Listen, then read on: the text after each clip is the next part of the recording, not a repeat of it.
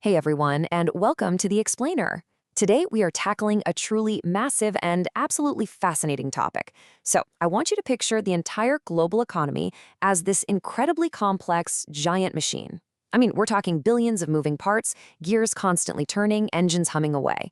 Now, imagine a control room situated high above it all. Inside that control room sits the operator, and their one and only job is to keep this gargantuan machine running smoothly. Making sure it doesn't run too hot, but also making sure it doesn't just stall out. Today, we're going to demystify the tools, the rules, and the very severe limitations of that operator. We are exploring the world of monetary policy. And just to give you a quick sense of how foundational this topic really is, the American humorist Will Rogers once said, "There have been three great inventions since the beginning of time: fire, the wheel, and central banking." Now, okay, he was definitely exaggerating a bit for comic effect there, but honestly, he hit the nail on the head in implying that the institutions controlling our money have a profound, almost invisible influence over the lives and livelihoods of literally everyone around the world. It is the absolute lifeblood of the economic machine. So, to unpack this whole thing, here is our roadmap. First, we'll look at the operator's purpose. Second, the control panel. Third, the operating manual. And finally, system malfunctions. All right, jumping right into Section 1, the operator's purpose, focusing on the meaning and scope of monetary policy. Okay, let's dive into this.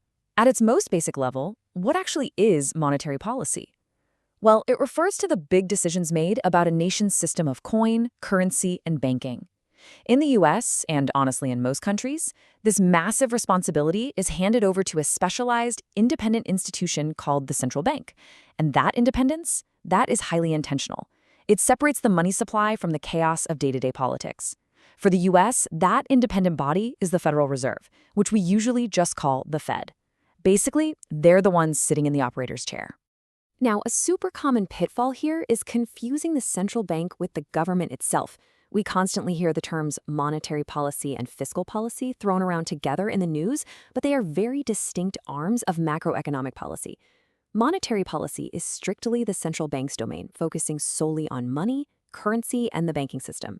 Fiscal policy, on the flip side, is handled by elected representatives like Congress, and that deals directly with government spending and taxation. So just remember, the central bank doesn't decide your income tax rate, they manage the actual money supply. But why do they even do it? What is the ultimate end game here? The answer is stabilization. Our economy naturally goes through these wild booms and busts, which we call the business cycle. The central bank basically acts as a giant shock absorber. Their whole purpose is stabilization policy. They're trying to dampen the severity of those short-run economic roller coasters, constantly working to keep output and employment as close to their natural, healthy levels as humanly possible, all while making sure inflation doesn't just run completely out of control. Which brings us nicely to Section 2, the control panel. Let's look at the actual instruments of the central bank. So, the central bank doesn't literally have a giant button on a desk labeled Fix Economy. Instead, they use a sophisticated toolkit of instruments to indirectly steer the money supply. For instance, they can expand or shrink the monetary base, which is essentially the total physical currency and reserves floating around in the system. They can also tweak something called the reserve deposit ratio. That dictates exactly how much cash your local bank has to keep locked safely in the vault versus how much they're legally allowed to lend out. And perhaps the one you hear about most often, they set targets for short-term interest rates. A prime example is the federal funds rate, the rate banks actually charge each other for overnight loans. Let's actually walk through how pulling one of those levers creates a real-world impact. Economists call this the transmission mechanism, and it's basically a giant line of dominoes. Look at step 1. The central bank changes the money supply. Boom. That tips over step 2, where those changes in liquidity ripple out and affect asset prices and interest rates across the entire financial system. Then we hit step 3. Everyday people and businesses see those new interest rates and adjust their spending. Cheaper loans mean more borrowing. Finally, in step 4, that overall change in spending adjusts the total output of the whole economy. It's wild to think about. But pulling a lever in a banking boardroom eventually dictates whether a factory builds a new assembly line or a family can afford a new house. Okay, so how does the operator actually know when to pull those levers? And exactly how hard to pull them? That takes us to Section 3, the operating manual. In the world of macroeconomics, there's this massive ongoing debate about whether central banks should just trust their gut, act on pure discretion, or if they should follow strict mathematical rules. One of the absolute most famous guidelines is the Taylor rule. In plain English, the Taylor rule is a literal mathematical formula that suggests exactly how the central bank should adjust its target interest rate based on two very specific things: fluctuations in inflation and deviations in economic output. So when inflation starts running hot, the math says, hey, raise interest rates to cool things down. When the economy slows down, the rule dictates lowering those rates to stimulate some growth. Now, what's really interesting about this is looking at the history to see if following the rules actually works. Researchers analyzed the Fed's actions across two completely different eras.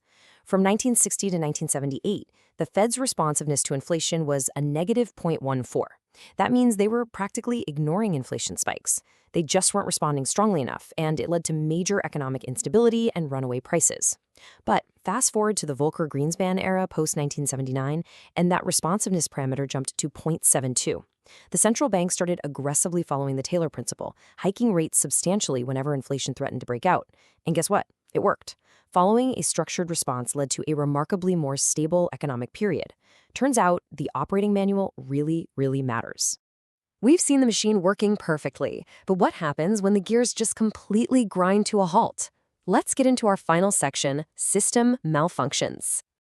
Look, the reality is that central bankers aren't just adjusting perfectly calibrated dials in some sterile vacuum. They are constantly dealing with wildly unpredictable supply shocks. We're talking sudden wars, energy crises, global pandemics. And maybe most importantly, they are dealing with human expectations. Because economics isn't just math, right? It relies so heavily on human psychology.